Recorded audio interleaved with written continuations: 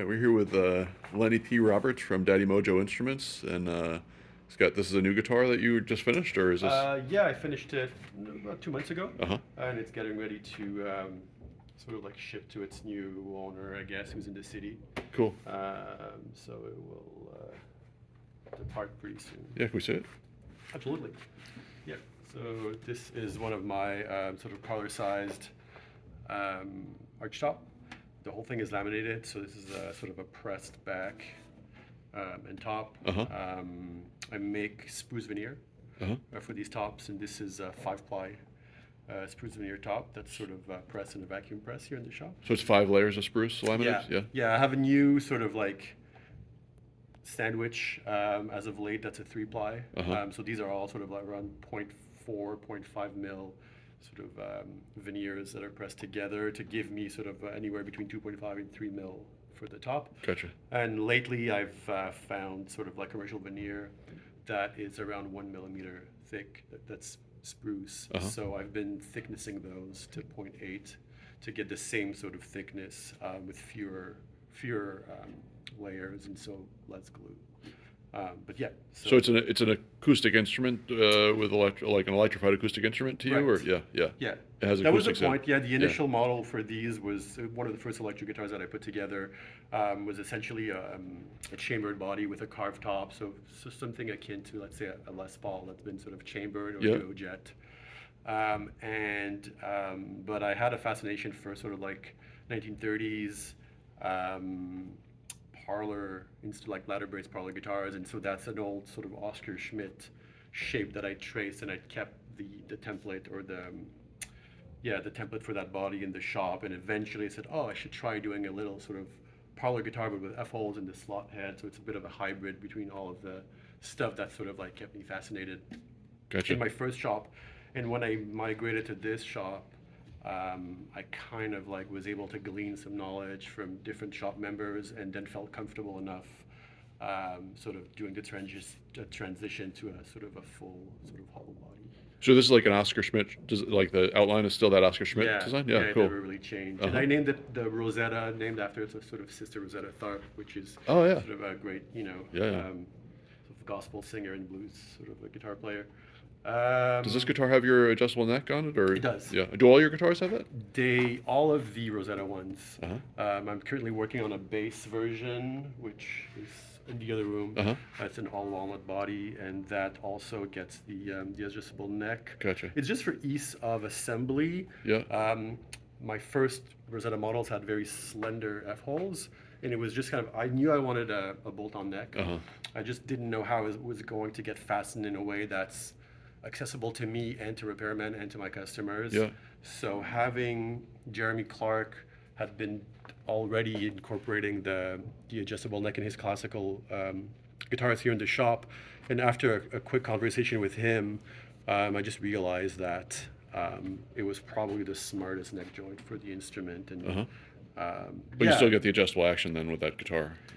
well, it's kind of like two-way. Oh, 'cause Some would say that the thumb wheels on the bridge defeats the purpose of like having the Yeah, adjustable yeah. neck here. I kind of like the micro adjustability that this can offer. I'm looking into making my own bridges that would be just sort of like a hollowed out sort of a Parker style sort of bridge. Uh-huh. Josh does that with his Larkspur as well. That could be a nice addition. I Yeah. think sonically also Yeah. pretty interesting. But for now, the bridges are also adjustable. Gotcha. They have this sort of convenient sort of Dearman pickup, the Rhythm Chief, which traditionally was found on old Gibson arch tops anyway, so I kind of liked the inclusion of that. This one has a little decal. And you were saying this there's something special about the bird decal, or that it's printed in there, or? It's UV printed. Uh-huh. I started making instruments out of cigar boxes something like 18 years ago, and elaborate quite a few themes and models, and there was a whole line of them that was inspired by old sort of Hawaiian postcards and graphic design and so forth. And so me and my business partner at the time elaborated a whole series of illustrations that adorned some of the cigar box guitars, and this was the Bird of Paradise. and I thought that it was fun to go back into the archives and sort of pull up old imagery that we'd used like a decade back and sort of incorporate it on this one. Gotcha. Just to have a bit of fun. Yeah. But yeah, I work with a shop here in Montreal who do all the printing for the artwork that I'll do on instruments, whether they're cigar box nature or just standard like more acoustic instruments, and it's an incredibly durable sort of way of like applying designs to material in terms of just like it being not changing color over time with exposure to the sun, and also just being long lasting when you're just even playing with a pick. Gotcha. Show the headstock there. Yeah. So this is and this is your standard headstock. Yeah, sort of Selmer style. Slotted headstock.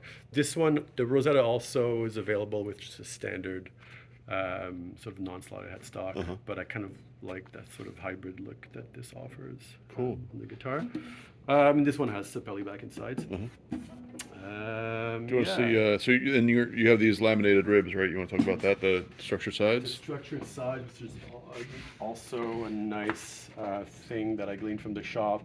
So essentially, it's like a full sort of almost quarter-inch piece of red cedar here that ends up sort of like getting curved like this. Yep. And the whole thing gets sort of like, then it's extremely pliable and it's sort of like can conform to my mold. Yep. Here the mold, and then gets clamped and laminated with polyurethane glue.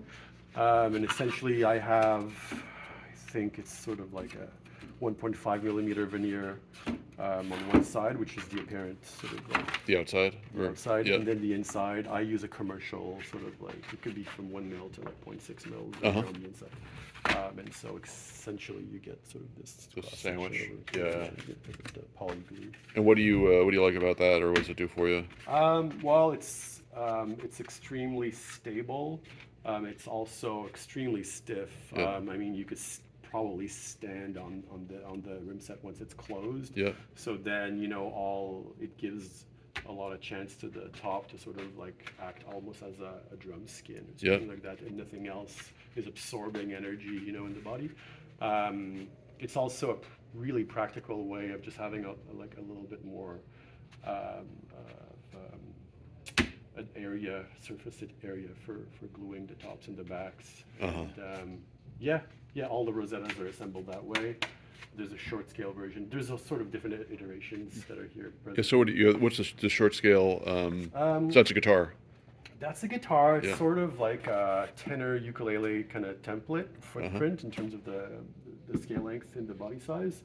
And the first one I did was a couple of years back. A singer, Nive, singer for the band called Nive and the Dear Children, was playing this sort of like cheapo kind of 6-string ukulele, and her band members loved that it was sort of like a whimsical instrument that's kind of like defined her as a musician, because she always had it with her, but the sound of it was a little hard on the ears, and so they collectively got together and sort of invested in an instrument that was maybe hand built by a friend that had the same footprint. So I was limited in the scale length and the size of the body and so forth. And so I took my Rosetta model and scaled everything down for the occasion, and that gave birth to this. It's tuned to sort of to standard A actually, so as if you capo it on the 5th fret. So up a 4th or yeah, exactly. I've also tuned it to standard G actually, depending on the string gauge. And do you use normal? There's a steel string guitar, or it is. Yeah. It gets a pickup as well. And all of my experimentation with sort of like the different thicknesses of veneers that I'll do on the standard bodies also applies to the shorter scale. So I'm actually excited to sort of see what the 3-ply veneer on this one would afford in terms of the acoustic projection. Gotcha. You got a lot of creativity here with the F-holes and different guitars. Yeah, the sort of cat's eye sort of wood here. These, interestingly enough, these are trades that I'm doing with other guitar builders. It's nice to develop a network, through the years of like sort of mutual admiration and so forth. Just like brainstorming in terms of different projects that could be born out of like the mind of two individuals. So V8 Customs here is sort of participating in the final steps of this guitar. So I'm making him a Rosetta. These are his starbursts that he calls perforations. And so I'm doing basically the woodwork on this instrument, then I'll sort of like send to his shop, and he's doing sort of he's a builder who's really inspired by hot rod culture, and muscle cars and so forth, and incorporates a lot of pinstriping and flake sort of paints into his work, and so that'll go into his shop, and I think it's getting a sort of a pink flake kind of top. And What's his name again? V8 Customs. V8. Oh, V8. V8. Gotcha. Yeah. Gotcha. Yeah, he's made guitars for guys like, who were like musicians that notoriously have like huge car collections, like, the Gibbons and so forth, Jill I know. And Gotcha. so right here in Montreal. Uh-huh. Yeah, and this little guy is also a trade for a friend of mine who runs under the moniker Millimetric Instruments. So I'm excited about him building me the first baritone guitar, electric guitar that I'll own, and I'm making him actually the diametric opposed instrument to that, which is a really short scale, sort of 19-inch arch top. Gotcha. Yeah, this one's also getting prepped for paint. It'll just be a sort of a satin black. Yeah, Rosetta Model 2 as well. And what's your background, Lenny? You started as an artist, or? I studied fine arts here in Montreal many years ago, and so I'm sort of self-taught as a guitar maker. Gotcha. And how long have you been making guitars for? It's been a while, I think a little over 15 years, I guess. Transitioned quite organically in my painting studio, where I was making these small whimsical instruments with reclaimed objects, and then that kind of grew organically into sort of a part-time gig. I was selling the instruments online through eBay and various sites like that, and then had a bit of a demand in the city and hired a friend to give me a hand to get sort of those orders out, and then some shops starting asking if the instruments were available commercially, and sort of like one thing led to another, and all of a sudden we had like a small little guitar company on our hands. And did that for about 10 years, and then started incorporating electric guitars into the roster of instruments that were offered. I still had my own shop back then moved into the Mylan Guitar Collective, and that really opened a lot of possibilities in terms of like learning how to do things, I guess maybe the proper way, with guys that have like seasoned luthiers and so forth. And things kind of snowballed from there. Cool. Yeah. Cool, Lenny. Thanks for talking. Appreciate my it. pleasure. Yeah.